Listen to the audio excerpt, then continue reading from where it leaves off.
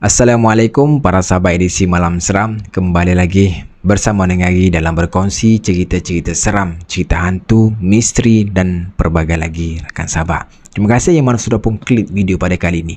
Untuk yang mana baru sampai, Ari ucapkan selamat datang dan juga selamat untuk subscribe channel Kiri Omar. Pada kali ini, satu kisah seram Ari nak share kepada korang berkait tentang menangkap ayam hotel. Bagi mereka yang ada pengalaman ataupun hobi dia ni suka tangkap ayam hotel, dimohonkan korang untuk tengok cerita ni sampai habis. InsyaAllah kita akan dapat satu ilmu dan juga pengajaran baru berdasarkan cerita yang dikongsikan oleh sahabat kita ni, nama dia Amin tahu. Tanpa bermasa lagi rakan sahabat, apa kata jom kita layan cerita ni sampai habis. Let's go.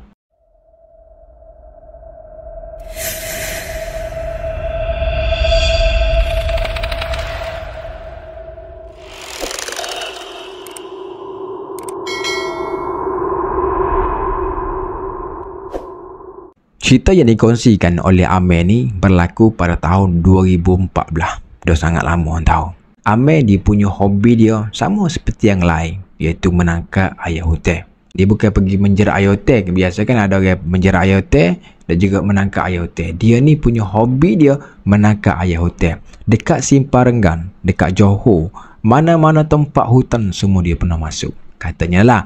Dan dia pergi bukan seorang diri tahu. Dia pergi dengan member dia. Kadang-kadang dia pergi 4 orang, 5 orang macam itulah. Dan hobi dia ni agak mahal. Dan kita tahulah bila berkait dengan kawasan hotel ni, dia more tu kepada mencabar.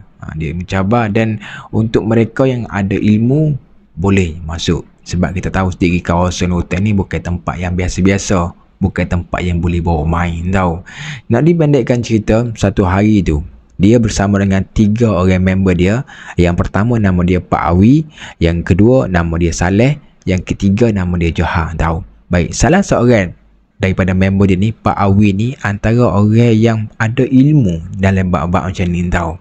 Yalah, nak masuk dalam kawasan hotel sekurangnya kita kena ada ilmu tahu. Kalau tidak, tak pasal-pasal kita pula kena disorok oleh bunyi dan juga yang benda-benda lain. Jadi Pak Awi ni lah yang akan bagi tahu tempat ni tak boleh, tempat ni boleh, apa pantai larang dan semua. Pak Awi ni akan cerita ataupun akan bagi tahu dekat dia orang dulu, barulah dia orang berani untuk nak buat apa-apa step-step tahu pada masa tu. Jadi apa lagi, berbekalkan peralatan yang dia orang ambil, dia orang pun menujulah masuk dalam kita panggil apa, dekat di punya kawasan ladang di Parit 2 Simpang Renggan dekat Johor. Itu adalah destinasi dia. Dan katanya dekat Simpang Renggan ataupun di kawasan ladang Parit 2 ni dia pernah masuk. Tapi sebelum ni sahabat, dia tidak pernah masuk sampai ke hujung. Biasa dia akan main di awal-awal dekat depan-depan ni je.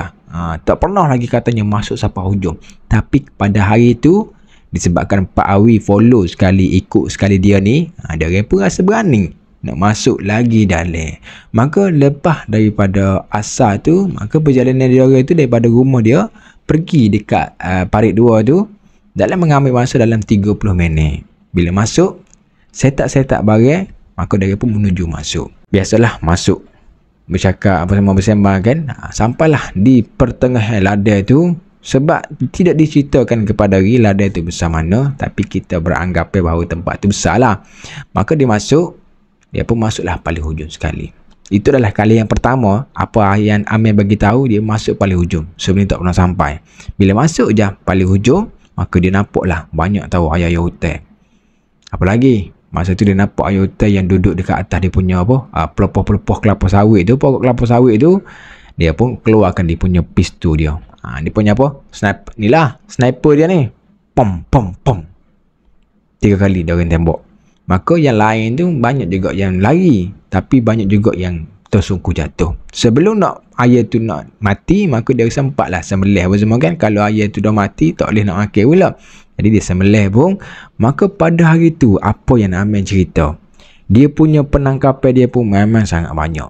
Tidak sama seperti hari-hari lain. Biasa kalau hari lain dia akan dapat macam 2 atau 3 ekor. Tapi pada kali ni katanya memang sangat banyak. Satu orang tu dapat 9 ekor. Satu orang tu dapat 10. Hak ni dapat 7. Memang banyak lah pada hari tu. Mungkin disebabkan dia ni masuk terlalu hujung. Itu yang buatkan dia rasa macam nak lagi. Jadi bila tengok je dah nak pukul 6. Bila nak pukul 6, dia orang ni dah bawa tahu peralatan-peralatan untuk memasak juga di situ. Jadi dekat situ jugalah dia orang pun bakar dia punya air hutan tadi. Katanya perbezaan air hutan dengan air dekat bandar ni sangat berbeza. Dia punya daging ataupun apa betul lah, dia punya daging dia tu lagi lembut berbanding dengan air kapur dan juga air yang proses tu. Dia pun masa dekat situ tak ada apa-apa berlaku sebenarnya kisah seram pada hari tu. Maka sehinggalah dia orang ni pun siap. Hampir maghrib, dia pun menujulah balik ke rumah masing-masing. Cerita sekali lagi deh, dia orang ni 4 orang.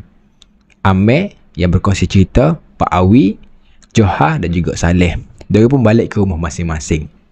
Hari yang pertama, alhamdulillah tak jadi apa-apa. Masuk hari yang kedua, benda aneh yang terjadi kepada Amir ni adalah pada masa petang, relax petang dekat dia punya kebun dia tu, tiba-tiba dia dah rasa sakit orang tahu.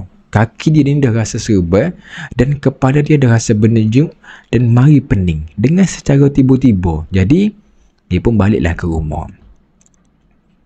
Ketika itu jugalah dia punya selera dia untuk nak makan dah hilang. Tak tahu apa-apa dan benda tu mari secara mengejut.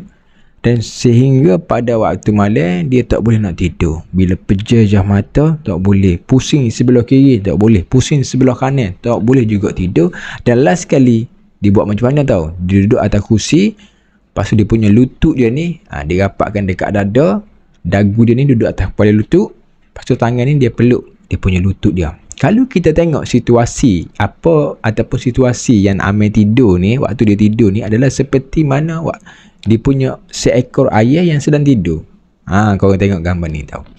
Maka selepas daripada situ, dia ni walaupun dia tidur, dia tak boleh tidur lama tahu. Paling lama 1 jam 2 jam dah bangun disebabkan sakit punya pasang. Katanya kisah ataupun benda ni dia punya sakit ni bukan 1 hari tapi hingga sampai 1 minggu sahabat. Dia punya demam, pening apa semua. Dan last sekali masuk hari yang kena yang ke-7, dia dah pun tak boleh bangun. Duduk tidur je atas katil 24 jam macam tu.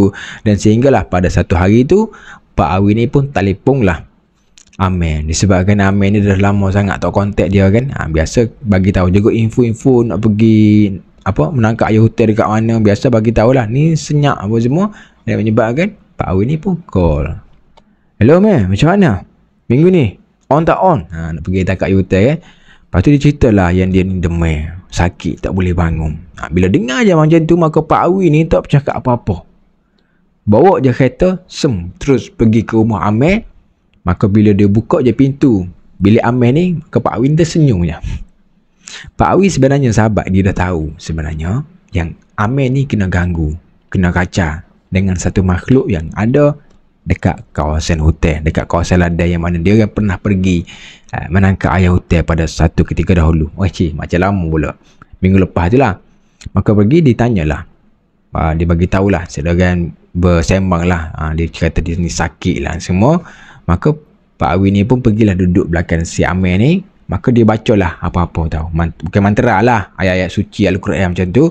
Maka ditepuklah di atas belakang Amir ni 2-3 kali. Maka secara tu okey, on the spot sahabat. Bukannya makan masa 2-3 hari baru dia boleh bangun tak. Bila dia bangun, bila dia tepuk je 2-3 kali tu, maka dia dah seperti orang yang normal balik, boleh bangun. Dan tiba-tiba dia punya perut dia ni selera makan, rasa nak makan nasi balik. Macam tu. Jadi tak pun, dia pun duduk sekejap.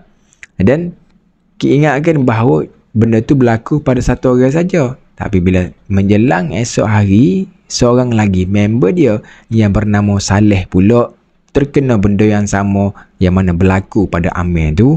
Demam-demam panah. Tapi si Saleh ni dia hide sikit sebab dia macam meracau-racau. Meracau macam kena rasuk macam tu lah. Bila dia pergi saja dekat rumah, keesokan tu dia pergi dekat rumah Saleh ni. Maka dia pergi dengan biasalah. Amir dan juga Pak Awi ni pergi rumah Saleh. Maka Pak Awi ni pun bacalah mantra-mantra apa semua. Maka okey macam biasa. 2-3 hari berselang sahabat. Dan last sekali benda ni berlaku dekat Johar. Dan dia fikir yang berlaku dekat Johar ni adalah benda yang paling teruk sekali tahu pada masa tu. Dia dapatlah call daripada mak ayah Johar ni bagi tahu yang Johar ni kena rasuk. tak keluar bilik selama 3-4 hari. Jadi diorang bertiga ni pun bergegas lah pergi pula ke rumah Johar ni pada masa tu. Bila sampai saja ke rumah Johar, buka je pintu bilik, maka Johar tadi yang tidur dekat atas katil tiba-tiba berdiri dan mata dia ni terus pandang ke arah mereka bertiga dan berkata sesuatu yang mengejutkan. Dia kata, macam mana sahabat? Pulangkan hak aku. Kau pulangkan barang aku. Orang ni bela lagi. Si Saleh dan juga Amir ni dia tak tahu lagi apa benda yang dia ambil ni.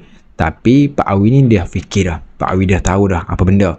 Maka Pak Awi kata, apa benda hak kau ni? Benda tu pun bagi tahu, pulangkan ayam aku.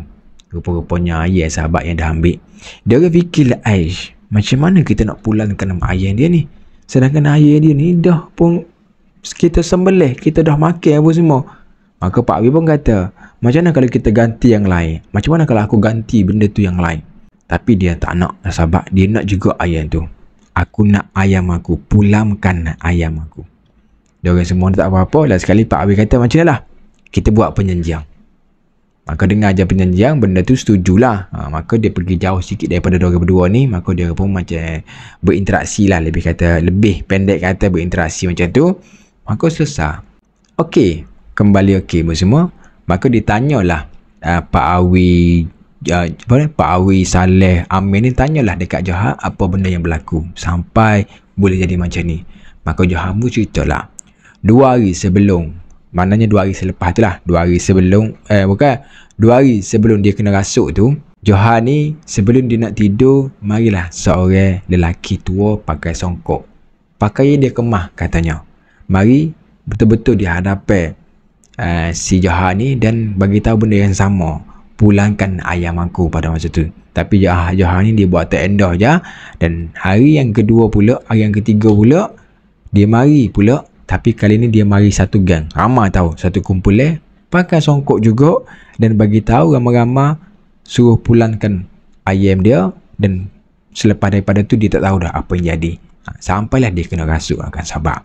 Dan selepas daripada situ, maka dia 3-4 orang ni, bukan 3 orang lah, ada 2 orang ni fikir, macam mana kita nak buat ni? Tapi sebenarnya Pak Awi ni dia akan bagi tahu dia dah buat perjanjian dengan makhluk ataupun penunggu dekat situ lah. Perjanjian apa yang Pak Awi dah buat ni? Katanya dia orang. Maka Pak Awi pun cerita, perjanjian dia adalah untuk pada masa hadapan. Pak Awi tak akan boleh masuk lagi ke dalam hotel ataupun ke dalam ladang tu, tempat yang dia orang takak ayam tu, tak boleh masuk paling hujung. Dia hanya boleh main di depan-depan ni saja. Tapi kalau untuk mereka berdua, bertiga ni, dia boleh main sampai hujung.